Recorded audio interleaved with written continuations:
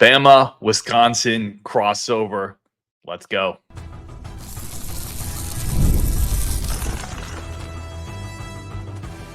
You are Locked On Badgers, your daily podcast on the Wisconsin Badgers. Part of the Locked On Podcast Network, your team every day. What is going on, college football fans? It is Bama, Wisconsin week. So excited for it. Can't wait to get going. We got Luke from Locked On Bama, Ryan, obviously Locked On Badgers.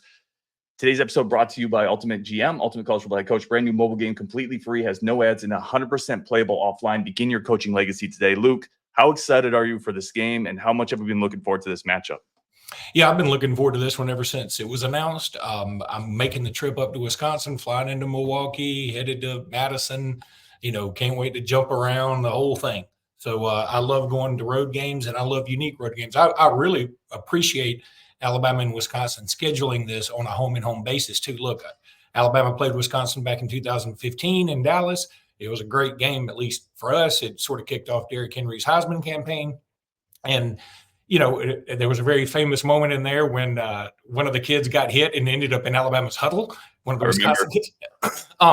But I love those neutral site games because they did usher in a new era of Alabama. They started back with Clemson and Atlanta, and then they played teams like Virginia Tech and West Virginia and Michigan and Wisconsin and all those teams in the neutral site. And it was a lot of fun. But it's time to get back to some home and homes. And I'm thankful that both programs schedule this so we have an opportunity to go see this whole new environment. And I think Wisconsin fans will be, it'll be interesting to see what Alabama brings up there. Yeah, I think you're dead on. Like, one of the joys of college football is every major program has their own unique idiosyncrasies, stadiums, pregame environments, traditions on field. And to get to interact with those fan bases, it's super special. I know Badger fans are stoked to have Alabama coming up this weekend. And I know a lot of people are already excited about going down to Tuscaloosa next year and being able to experience kind of what that is as well. So 100% agree. I can't wait for it. I remember that 2015 game really well. The player you're referencing is Michael Caputo, who was a strong safety who hadn't ran into a whole lot of backs like Derrick Henry. Not that many safeties in college football run into a whole lot of backs like Derrick Henry. So I remember that game very well. Close at halftime, but it always felt like Bama was obviously a far superior team there. And then the end of the game that was very, very obvious. So the home and home's incredible. Can't wait for it. Let's just start off maybe with, I think both teams maybe a little bit, and you correct me if I'm wrong, obviously coming off that South Florida game where that was a bit of a contest going into the third quarter. Wisconsin has had a couple games that haven't been quite as smooth either. What's the vibe right now for Alabama? I would say there's a bit of nervousness in the sense that the offensive line seems a little unsettled. And that is an issue. But, my thing on this, again, feel free to correct me. I feel like South Florida's defensive line is probably quicker than Wisconsin's defensive line. I don't mean that as a slight, because Wisconsin's line is probably bigger and stronger. So, they each have their pluses and minuses. But where I think it was a real problem for Alabama this past weekend is especially Will Conformity, number 75. He had a real problem dealing with the speed. And I think that playing a bigger, stronger team is more up Alabama's alley for this particular offensive line. So I think that's one thing that has everybody sort of questioning the team right now is how well can this offensive line develop? Everybody's also very, very excited about Ryan Williams. I'm going to go ahead and make a prediction on this show, and I've said it a gazillion times. First of all, Locked On Bama is really a Ryan Williams podcast, and Ryan Williams is going to score a touchdown this weekend. I don't know how many. I know he'll score one. I really believe that. He's the youngest player in college football, I'm pretty sure, and should be a senior in high school. And I'm with the AHSA Radio Network, which is the Alabama High School Athletic Association Radio Network.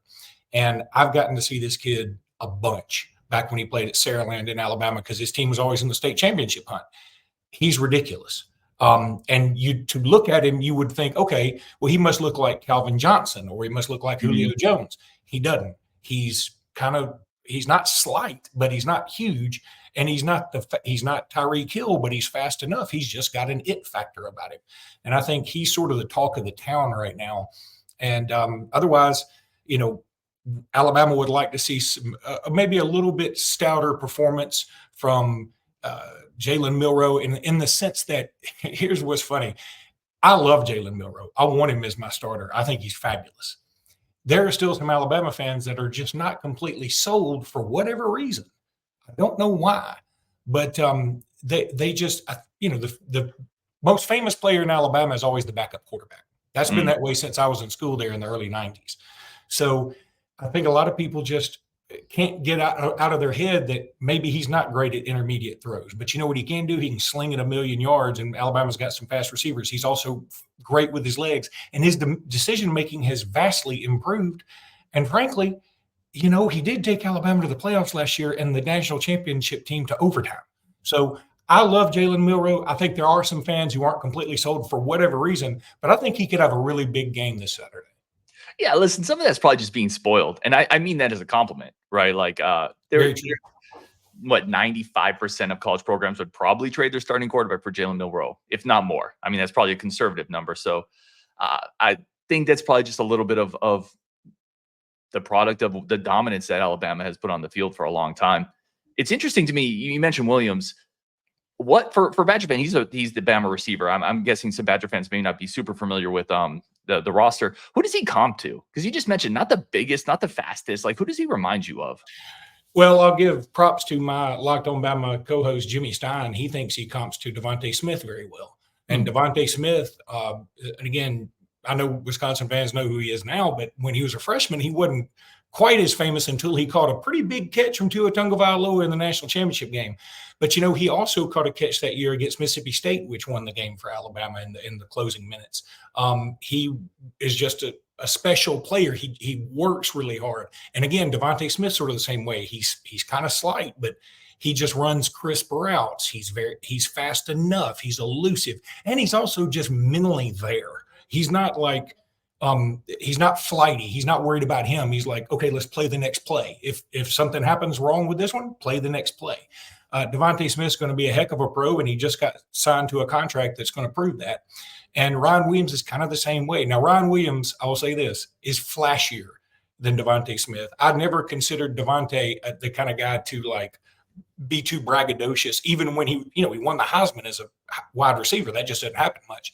He's still a very humble guy. Ryan Williams, while humble enough, also has a little bit of wide receiver in him. And that's kind of cool because, if the one position you want to have some swagger is probably wide receiver or maybe defensive back. And Ryan Williams definitely has some swagger about him. Yeah, you're dead on. It's those spots. Yeah, for Wisconsin through 2 games, I would say is kind of the general consensus. Like, they are 2-0, right? Which is not nothing, but they haven't played a whole lot of teams. We've seen some teams lose to teams that they shouldn't or have a lot of close games. So I tend to think it's a little bit of a team finding its footing still. Quarterback Tyler Van Dyke over for Miami is the transfer quarterback. He's manning the helm. No interception so far, but he's thrown some balls into harm's way. He probably should have a turnover that he doesn't. So I think against a more athletic, longer secondary, I think it's maybe not the prototypical Bama secondary. I'm going to ask you about that in a second, but still certainly athletic, long, and talented. There is arm talent there. So for Alabama fans looking at Wisconsin and just you kind of have that image of Wisconsin in your head, and images take a while to deconstruct, right? Yes. Wisconsin, big, strong, running. Still to some degree, like Wisconsin and offensive coordinator Phil Longo want to run the ball. They still have a really big offensive line. It's a veteran offensive line, but Tyler Van Dyke gives them some arm talent Wisconsin hasn't had in a long time. With that, you get some decision-making stuff, but he has an NFL arm, and there are moments we've seen there's just not windows there, and Van Dyke can fit it in. Intermediate throws, slants, out routes across the field from one hash to the other. He made an NFL throw week 1. So you're going to see a quarterback in Van Dyke for Bama fans who may not be that familiar, obviously in Miami, but not in the SEC, who does have unique NFL talent. And it just comes down to consistency, how much pressure Alabama is able to get in on him. And if the pocket's clean, there could be some interesting things Wisconsin can do from a passing standpoint. Alabama did face off against Tyler Van Dyke in 2021 when he was at Miami. He was there. He came in late. Alabama was up big at the time because Miami had a different starter whose name escapes me, but I know Tyler Van Dyke played in that game. And I remember him when he was being recruited out of Connecticut, and he was kind of a big deal. And I suspect he is pretty good. I find it interesting. He's only had one touchdown in 2 games, especially considering the opposition. And if that were the case, I would have thought, okay, well, Wisconsin, scored a bunch on the ground, and it didn't look like they really did that either. And I think that's what's going to be interesting is, has Wisconsin put a lot of focus on this Bama game and maybe not tried to show their hand quite so much, and they almost got caught with their hand in the cookie jar in that first game. I mean, that was a tight one. I watched a lot of that one. So it's just going to be interesting. I know we're going to talk about matchups in the second segment. Yeah, I want to get into that because I want to ask you kind of the same question with USF and Bama. And maybe not so much was Bama looking ahead to Wisconsin, but were they kind of looking long-term at Georgia and trying to keep some things in the back pocket as well? Let's get into that next after a quick break from our friends of the show on the Locked On Podcast Network. As always, really do appreciate everybody for tuning in. All the everydayers, thank you so much. Today's episode is brought to you by Ultimate College Football Head Coach. Listen, if you've ever wanted to kind of be at the helm of a program, we're all football nerds. Like, this is an opportunity to do it. Ultimate Football Head Coach is a great platform. It's free. You can play it offline. There's no ads. And my favorite part about it is you can set the strategy. If you want to be an old school pro style, 2 backs in the backfield offensive coordinator head coach, you can do that over at Ultimate Football Head Coach. Download it from the App Store. You're going to go to ultimatetacfb.com. You're going to use our 100% free boost. It's a great offer for Locked On listeners. Use code LOCKEDONCFB, all caps, in the game store. Ultimate College Football Head Coach. Begin your coaching legacy today. Today's episode is also brought to you by our good friends. I'm going to kick it over to Luke on this one over at Game Time. Yeah, Game Time. I love Game Time. I don't even look at the live read anymore. I don't know. The Locked On Bama people know this. Locked On Badger people probably don't. But please subscribe to Locked On Bama. Yeah, Game Time. I've used it a bunch. I've got a son that goes to Arizona State, and I sent him to the World Series using a Game Time ticket. I bought my tickets for the Wisconsin game through Game Time for me and my friends. I've used it for college baseball. I've used it for concerts. I've used it for comedy shows. I've used it for college basketball, everything. I mean, whatever. And it's so easy. And if you watch our show, Jimmy and I don't know much about apps and phones because we're older. But Game Time makes it so easy for even somebody like me to use it. Please go there, use code LOCKEDON for $20 off your first order. I promise you'll use it again. You can find out where you're going to be sitting. You can see the view from your seat. That's what sold me on this ticket for Wisconsin. I got a great deal on it. So excited about it. And Game Time is absolutely the best. Go check them out. All right, let's get back into the show. Obviously, great chance for both these programs to early season statement game. Let's get into what you just talked about, Luke, because I think it's a super interesting point. You asked, was Wisconsin potentially either keeping some things under the hood or potentially looking ahead to Bama? I got to be honest, I don't think so, and that's scary. I think and I've talked about this on my show, and I'm curious your take, because I want to ask you about USF game as well. I think this is kind of the new norm outside of a few programs for college football, right? Wisconsin brought in 3 or 4 transfer linebackers that are all playing a big role, transfer quarterback. There's a transfer running back who didn't play week 2, but Tyree Walker from Oklahoma. A lot of new pieces, not to mention a couple new coaches. It feels like a lot of programs are struggling with cohesion early in the year. I don't think you saw that as much, not just a Wisconsin thing or a Bama thing. You see it from Oregon. You see it from Notre Dame, obviously had a really bad one, right? I think there's more of that now. And I just kind of think the team is trying to find its footing a little bit, but I don't think they were purposely holding things back because they were in a dogfight. They could have lost week 1. And at that point, I'm sorry, you're breaking stuff out from under the hood because you got to win week 1. Otherwise, week 3 doesn't matter. Yeah, and I think all this, holding stuff back thing is generally oversold.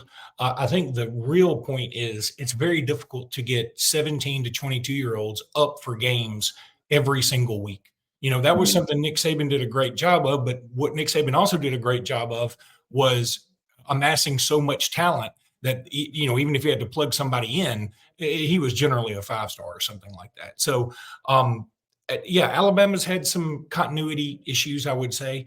And look, a lot of Alabama's key contributors over the last couple of years, like Jahmyr Gibbs, Jamison Williams, who those 2 guys are doing great things at Detroit right now. Those were transfers. Alabama's had some Jermaine Burton, who had a big season for Alabama last year, transfer. The guy who caught the most famous catch all last year, Isaiah Bond, transferred out of Alabama. So just dealing with transfers and dealing with this is so much more difficult now. And look, it's a sticky wicket, right? Because you want the players to be able to have freedom of movement. You want them to have the same rights as, say, any casual student. But at the same time, there are a lot of livelihoods at stake here. So I think that we've got to find something rational that we can all agree upon. But for now, it sort of seems like a free-for-all, which does make it very difficult to have continuity. I know Hugh Freeze at Auburn, he's got a philosophy right now of, I'm trying to recruit as many high school kids as possible and keep the high school kids here. Well, that's great in theory, and that's what everybody used to do, right? And it could work out fantastically. But the other side of that is, and you look at Dabo Swinney at Clemson, he's not using the transfer portal at all. I bet he wishes he had now after that Georgia game. And you got to find a good mix, and then you got to find people that fit your culture. And it's, the culture is different everywhere. I mean, everybody loves to say we have a winning culture. Well, not everybody does. And also, the kind of dude that's going to flourish at the University of Miami is different than the kind of dude that's going to flourish at the University of Iowa. So you have to find the dude that fits what you are. And I think Alabama's done an okay job of that so far. And frankly, a lot of guys that are going to be starting for this particular team aren't transfers. I mean, Jeremy Bernard is a wide receiver that came over from Washington, but see, he has some continuity, not with the team, but with the coaching staff. Right. Also, Parker Brailsford, the center. Alabama very famously had a center last year that's now starting at Ohio State that just couldn't snap the ball to Jalen Milroe well. It just never worked, and it cost Alabama several times. And now they've got a dude, he's smaller, but he's really good at what he does, and he snaps it very well. And he has continuity because he's also from Washington. So I think for the most part, Alabama's been lucky with that. But in terms of keeping things under the hood, like you said, what a great phrase. I'm going to steal that. Keeping things under the hood. I think Alabama just maybe didn't take South Florida seriously enough in the beginning. And before you know it, you're sort of in a dogfight. And then Alabama turned it on late. And I think, the real Alabama sort of showed up. But it was a tough matchup. South Florida's better than people think, by the way. Mm-hmm. Yeah, they've gotten a lot of dark horse hype in terms of a non-power 4 contending type team. I saw some of that their front actually looks pretty legit. There's guys on that front that could absolutely come up to Madison and play. So yeah, I hear you on that. And I would also point this out. I think this gets overlooked, and I think you were kind of hitting on this where you said I think it gets overblown a little bit. Wisconsin's got a receiver. I think Bama fans are probably going to see him this week, Trechka Kahuna. A lot of hype, explosive player. And there's some thought, well, maybe they're holding him back a little bit for Bama. And it's like, Bama sees explosive receivers every week. It's not like you're going to put, and this guy is a legit weapon. Like, Badger fans want to see more, but it's not like you've been holding him back. You're going to put him out there, and Bama's going to be like, oh no, a 4-4, a receiver that runs 4-4. What are we going to do? Like, I just think that's so overblown. Like, I think the concepts in football are smart coaches know them. Smart coaches know athletic players. Like, I just think that whole concept it gets taken a little too far. Well, and also it's not like they only watch the film of the 2 games Wisconsin's played. They're going to find Wisconsin's spring game. They're going to find games from last year. If they have a transfer coming in, they're going to find game wherever he was. I mean, that's what all the good coaches are going to do. And that goes true for Wisconsin coaches and Bama coaches. But, on that same note, I think you talk about matchups. One matchup that does frighten me a little bit is Alabama's defensive backfield against Wisconsin's receivers, whoever they are, because against South Florida, there were at least 3 times when South Florida's quarterback overthrew pretty wide open receivers, at least, relative to college standards, and on deep routes. And the defensive backs were just toasted. Now, the thing is, Alabama's got a bunch of younger guys in that backfield. Now, they have Keon Sabb, who won a national championship for Michigan, who transferred in. And they've got Damani Jackson, who transferred in from USC. But he spent a lot of time injured, even going back to high school. So this is really his first true season in like several seasons. Then you've got Jalen Mbakwe and Xavier Brown and Zay Mincy. These are all true freshmen, very talented, all 5-star quality guys. But they're inexperienced. So that's why I've been saying all along, I really love the way Alabama's schedule sets up. You start off with somebody relatively easy in Western Kentucky, and that worked out well. Alabama 6-3-0. Then you play somebody a little tougher in South Florida with a little bit of a different look, and they gave Alabama a fight. Then you play Wisconsin, who I think is better than both of them, and they will give you even more of a fight, and you do it on the road. Then you take a week off and you play Georgia. So, yeah, I think Alabama's schedule sets up pretty well for these guys to grow. Yeah, that's curious to me with the secondary because Wisconsin does. I mentioned in the opening, Van Dyke can push the ball. We haven't seen a lot of it yet, but the arm strength is absolutely there. They have is it more of Bama in zone coverages and more of an awareness thing, or did they just plain man and they just get physically ran by? It looked like a little bit of both to me. And I think they were just trying to do whatever they could. And in the end, they only gave up 16 points. I mean, that should be noted. I mean, they gave up 200 yards rushing, but a lot of that was from the quarterback. And they did only give up 16 points. And so that's a positive.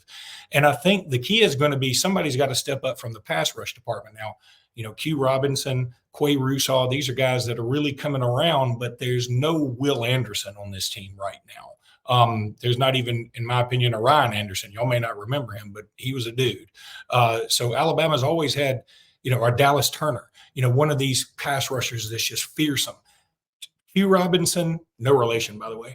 Quay Russaw, they could be those guys eventually. I don't think they're there yet. But the thing about Alabama's defensive line is they are very solid, but probably not spectacular like some of Nick Saban's former defensive lines. And so we're going to need a very consistent performance out of them for Alabama to take care of business this weekend. Interesting. Yeah. For the Badgers on the receiving side, talking again, that secondary matchup, which also ties into the pass rush, which you talked about. The Badgers receiving talent is stacked in the slot. They have Will Pauling, caught 74 passes last year. Really, really good slot receiver, physical, tough, will go over the middle, take a shot. North and South explosive. So if he catches the ball, he's going to be immediately one of those guys, puts the foot in the dirt, goes just straight up the field. Really good player there. And then they have Trechka Kahuna, the other guy I mentioned, who a lot of Badger fans and coaches have talked about. We have to get this guy more touches. They've been getting him on kickoff returns, been getting him some smoke screens, those little receiver screens. So they want to get him the ball. I expect to see more of that this week. I don't know from a Bama standpoint, matching up with slot receivers, how that looks. The boundary receivers for Wisconsin, the bigger 6'2 guys, 6'1 guys, those results have been more difficult to find. They're still searching for more answers there. And I would call the boundary receivers a little more middle of the pack, and the slot receivers a much bigger part of this offense. Well, we're just going to see Alabama's linebacking crew, which I think is also going to be crucial. They have been fantastic. Jahad Campbell has played his way into a guy that's going to be able to leave this year and go to the NFL, and he is a physical specimen. He looks like, one of those Nick Saban recruits. Deontay Lawson is sort of the leader of the defense. Kid out of Mobile, that area always produces great talent, and he's been fantastic. So I think Alabama's going to have their hands full with some of these slot receivers for sure, but it's all going to depend on the kind of pressure they get. And meanwhile, I think what's going to be crucial for Alabama is to get a lead on Wisconsin, because I get the sense, and feel free to correct me, that if Wisconsin isn't great playing from behind, they're really good playing with the lead. They may not be as great playing from behind, playing catch up. Yeah, I think you're dead on with that. And I think you throw into the factor as well, home field advantage, right? If Wisconsin, if you go in early, and this is true, this isn't just Wisconsin, Camp Randall, it's true anywhere. Death Valley, you go to Tuscaloosa, anywhere you go, if you come in and you punch him in the mouth early, the crowd kind of sits down, you go up 14-0. Yeah, and Wisconsin isn't great playing from behind because the passing game's been inconsistent, but more so Wisconsin desperately needs, like this, Bama's a better team. They're more talented top to bottom. But if you can get up 14-0, 7-0, 10-0, whatever it is, if you can build hope, then that crowd gets behind you. Early season road game for Bama, who knows at that point, right? So I think for both teams, that early start is incredibly important. All right, let's take one more quick break. We'll come back with some keys to the game. I want to talk a little bit about that Bama rushing attack and why it's kind of terrifying for me as a Badger fan with some of the things we've seen early season. We're getting into that next on Locked On Badgers. And, Locked On Crossover. I'm so used to saying Locked On Badgers. Locked On Badgers, Locked On Bama. We're going to get into that next. But first, a quick break for our friends of the show over at FanDuel. We both like FanDuel. I know we talked about it before the show. I love that it just helps spice up the weekend, spice up the nights. I always say this, do it responsibly, but it is a super easy, simple to use interface. You talked about, I'm the same way, man. Like some of the younger generation, like they just apps and these new technologies, it's a second language to them. I'm kind of like a caveman where I kind of bang around with it. FanDuel's not like that. Super simple, easy, fast to use. The user interface is organized. Add all the sports you want. Great lines. We talked about the over-under in Wisconsin a lot this year. I'm sure Luke and Bama fans have talked their over-under as well. This is a great time to do it. Go over to FanDuel. Also, a great new offer with NFL Sunday Ticket. You get the first 3 weeks for free if you have the YouTube TV platform, FanDuel.com. Great partners of the show. Luke, anything else you want to throw in on FanDuel? Well, I'd go to FanDuel. I mean, there's so many other ways you can wager on these games. I mean, there are lots of ways to put something in and get in on the action. I know we're taking me and 2 of my friends, and then one of my friend's sons is going with us, and he was using FanDuel last trip we went on last year at Kentucky. And I mean, he was just and he was just killing it and loving it. And FanDuel really does sort of spice up everything. And when you're Bama and you're playing at Kentucky like we were last year and you're up big, hey, putting a little extra while you're in the stands keeps you into the game pretty good. I love it. FanDuel is the official sports book of the Locked On Podcast Network. All right, let's get into some more keys of the game, a few matchups. I want to, Luke, I think, honestly, if you talk to Badger fans that are really in the weeds with this program, Wisconsin's rush defense is kind of low-key terrifying for us. It wasn't great last year. It struggled the first 2 weeks. It struggled the first 2 weeks against competition that, quite frankly, is not at near the level that Bama's going to bring to Wisconsin. I love your 2 running backs, that 2-headed monster. I think both are really, really good watching film this week. Saw what they did week 1. Is my question kind of is, because I'm telling you right now, Wisconsin's defensive line is going to struggle to stop the running game. I think they're going to have to bring people in the box. I think they're going to have to take some chances with run blitzes, which is going to leave some receivers on islands. I think they're just going to have to do it. But my question is kind of twofold. Will Bama just commit to running the ball? Like, will DeBoer be that patient if it's just working? And if Wisconsin brings guys into the box, does it then open up Milroe on maybe some keepers of the RPO action or some play action passing? Yeah, I would say the things you're saying lead to a big Alabama win. Now, again, I'm not, no disrespect to any Wisconsin fan listening. I'm just saying you're playing right into Bama's hands, if you ask me, because I can tell you, I know DeBoer enjoys the passing game. I mean, obviously at Michael Penix, and I mean, he was fantastic last year, took him all the way to the national championship game. But you've got an absolute thoroughbred back there in Jalen Milroe. Now, again, intermediate passing, sometimes questionable. Deep passing, never questionable. He can sling it, and he can also take off. He had a big-time run, 60, 70 yards that was called back for a holding call, sort of a ticky-tack holding call this past weekend. But, people remember Milroe from a couple of years ago, his long touchdown run against Arkansas that sort of had everybody go, oh, my God, we didn't know it was Bryce Young had gone out that game.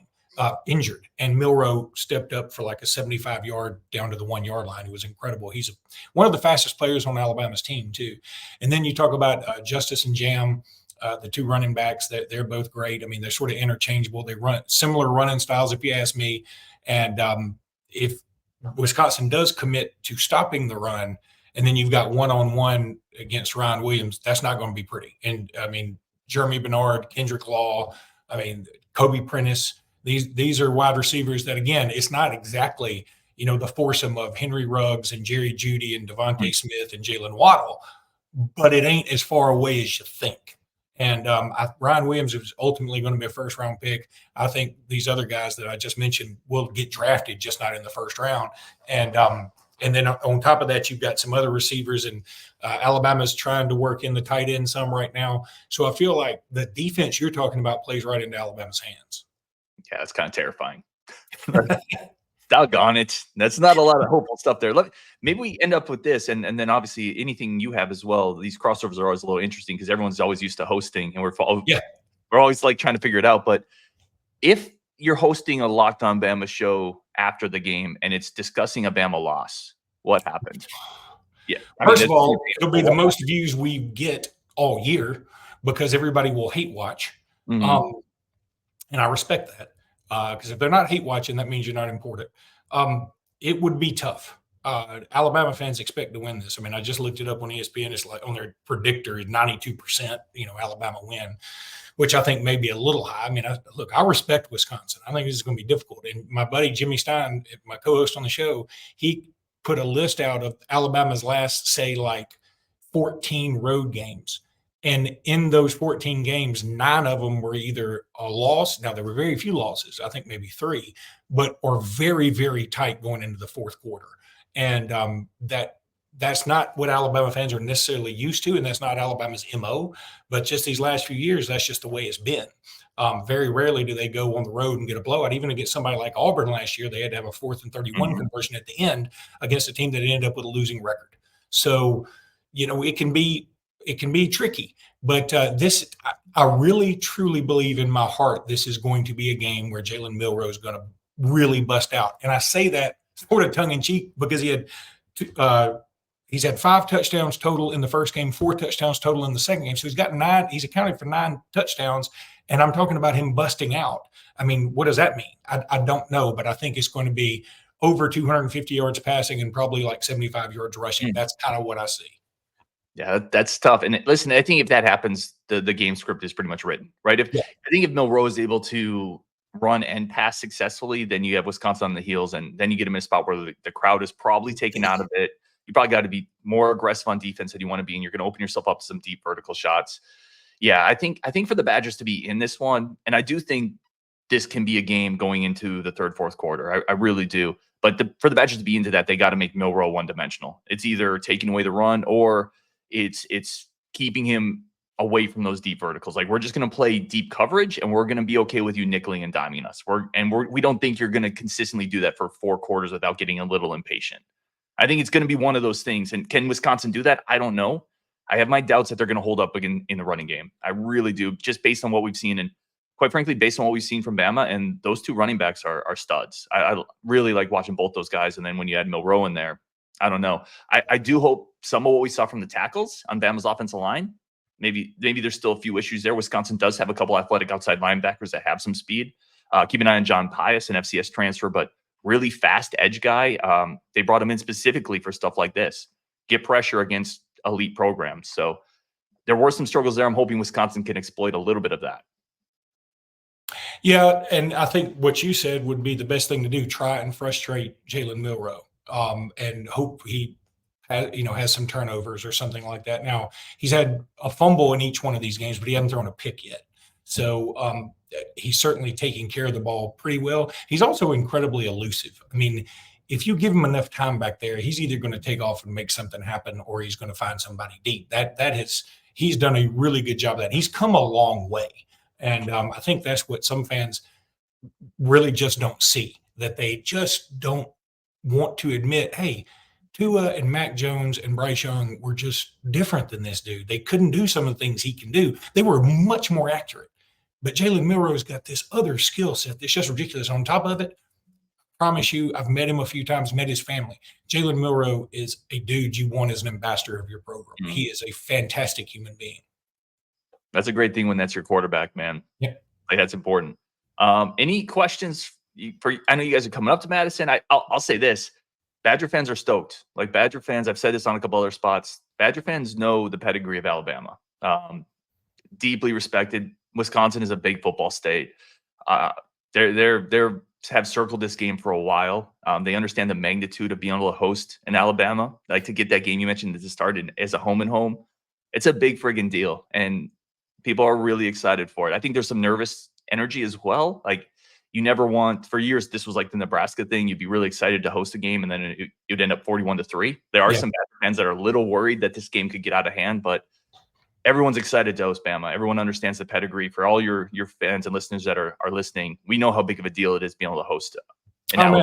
We appreciate that, and I'm excited to go, because this is not one of those games you would suspect would happen. Like in my lifetime, hadn't been a lot of these home and homes. Now, obviously, we played in 2015, like we talked about, but you think about Alabama certainly been to Penn State, but they sort of have a history going back and forth.